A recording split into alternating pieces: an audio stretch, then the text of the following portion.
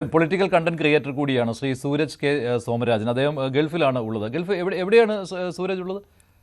ഞാൻ കുവൈറ്റിലാണ്. കുവൈറ്റിലാണ്. ശരി, എന്താണ് താങ്കൾ ഇതിലൂടെ ഉദ്ദേശിക്കുന്നത്? എന്താണ് ഈ പൊളിറ്റിക്കൽ കണ്ടന്റ് ക്രിയേറ്റർ എന്നുള്ള ഒരു കാര്യമാണല്ലോ താങ്കൾ ചെയ്തുകൊണ്ടിരിക്കുന്നത്. എങ്ങനെ കാണുന്നു താങ്കൾ? ഇപ്പോൾ MS വേണുഗോപാൽ ഇതിനെ ആശങ്കയോട് കൂടിയാണ് കോക്രോച്ച് ജനതാ പാർട്ടിയെ കാണുന്നത്. താങ്കൾ പക്ഷേ അതിനോട് സജീവമായി ഇടപെടുന്നയാൾ കൂടിയാണല്ലോ.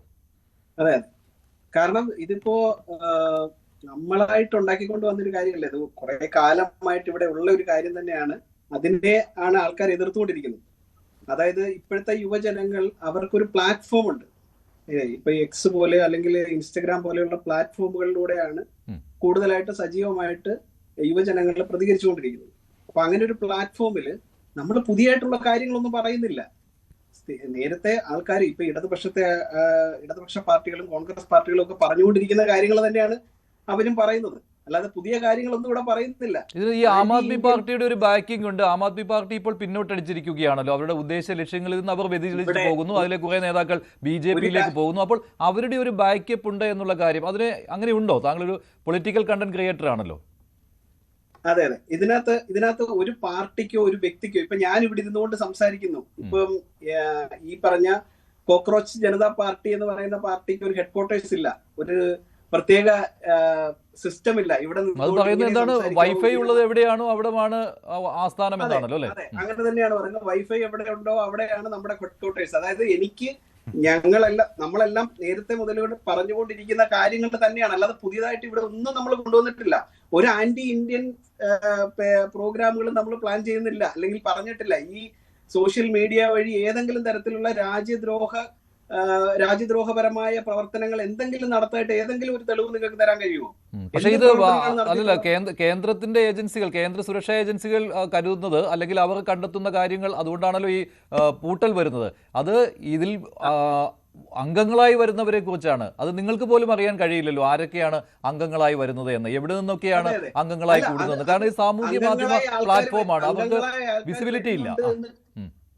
അംഗങ്ങളെ ഇതൊരു സോഷ്യൽ മീഡിയ പ്ലാറ്റ്ഫോമാണ്. ഞാൻ ആദ്യമേ പറഞ്ഞു തരാം, ഇതൊരു സോഷ്യൽ മീഡിയ പ്ലാറ്റ്ഫോമാണ്. ഇപ്പൊ ഞാനൊരു കോണ്ടന്റ് ക്രിയേറ്റർ ആണ്. എനിക്ക് ഇന്ത്യയിൽ നിന്ന് മാത്രമേ ഫോളോവേഴ്സ് ഉണ്ടാവണം എന്ന് എനിക്ക് പറയാൻ കഴിയുമോ?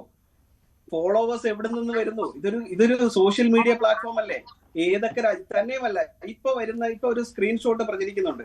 ഈ സ്ക്രീൻഷോട്ടിന്റെ സത്യാവസ്ഥ നിങ്ങൾ അന്വേഷിച്ചിട്ടുണ്ടോ?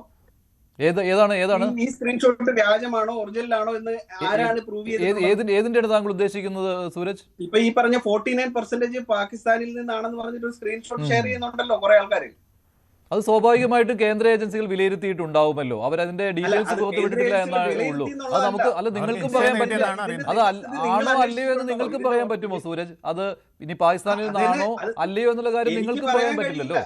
എനിക്ക് പറയാൻ കഴിയില്ല. പക്ഷെ നിങ്ങൾക്ക് എങ്ങനെ പറയാൻ കഴിയുന്നത് ഇത് ഒറിജിനൽ? കേന്ദ്ര ഏജൻസികൾ നിരീക്ഷിച്ചിട്ടുണ്ടാവുമല്ലോ.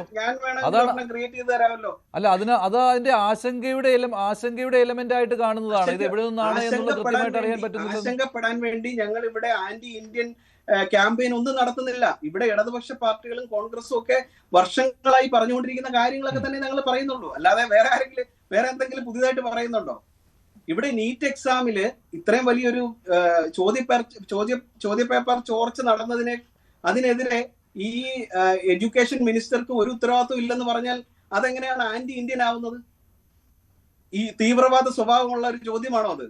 ഇവിടുത്തെ യുവജനങ്ങൾക്ക് പ്രതികരിക്കാൻ യാതൊരു അർഹതയുമില്ലേ?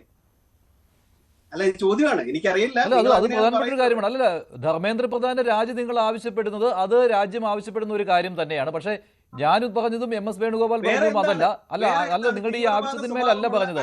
ഇതിന്മേൽ ആരൊക്കെ നമ്മുടെ രാജ്യത്തെ യുവാക്കളുടെ ആവശ്യത്തിന്മേൽ അത് മുതലെടുത്തുകൊണ്ട് ആരൊക്കെ കടന്നു കയറും എന്നുള്ള കാര്യമാണ്. അതുകൊണ്ടല്ലോ നിങ്ങളും അത് ആശങ്കയോട് കൂടിയായിരിക്കുമല്ലോ കാണുന്നത്. ആരെങ്കിലും മുതലെടുക്കുന്നെന്ന് കരുതി ഇന്ത്യയിലെ യുവജനങ്ങൾക്ക് പ്രതികരിക്കരുതെന്ന് പറയാൻ നിങ്ങൾക്ക് അത് അപകടകരമാണ് കേട്ടോ. അത് അപകടകരമാണ്. നിങ്ങളെ ടൂളായിട്ട് ഉപയോഗിക്കും. നിങ്ങളെ അവർ ടൂളായിട്ട് ഉപയോഗിക്കും. അല്ല, അത് നെഗറ്റീവായിട്ട് മാറും. അല്ല, അത് നെഗറ്റീവായിട്ട് മാറും. സുരജ്, ഇതിനകത്തെ പ്രശ്നം എന്നറിയാമോ? നിങ്ങൾ ഇവിടെ സ്വർഗം സൃഷ്ടിക്കുമെന്ന് പറഞ്ഞ് ജൻസികളെ മുഴുവൻ ഇളക്കി വിടുകയാണ്. എന്നിട്ട് പറയാണ് നിങ്ങൾ ലേസി ആയിട്ട് ഇരുന്നാൽ സ്വർഗം ഇങ്ങനെ തനിയെ വരും. അല്ല, അതിനകത്ത് നിങ്ങൾ പറഞ്ഞിരിക്കുന്ന അതിലെ മുഴുവൻ ഇൻഫർമേഷൻ അതാണെന്നേ. ബെസ്റ്റ് ഹെൽത്ത്, പിന്നെ ലോകോത്തര ഹെൽത്ത് ഫെസിലിറ്റി, ലോകോത്തര എഡ്യൂക്കേഷൻ, ലോകോത്തര ലാബ് ഇല്ല, ഫെസിലിറ്റി, നിങ്ങൾ ഇങ്ങനെ ഞാൻ ഒരു എല്ലാം കാര്യം ലോകോത്തരമായി പറയാം. വരുമ്പോൾ ഞാൻ പറയുന്നത് മുഴുവനായിട്ട് കേൾക്കാൻ ശ്രമിക്കുക. ഒരു കാര്യം പറയാം. കാരണം ഇവിടെ നിങ്ങൾക്കിപ്പോ ഈ പറയുന്ന രാജ്യ സുരക്ഷയെ സംബന്ധിച്ച വിഷയങ്ങൾ ഇപ്പൊ പൊതുജനങ്ങളുടെ കയ്യിലിരിക്കുന്ന കാര്യമല്ല, അത് ഗവൺമെന്റിന്റെ കാര്യമാണ്.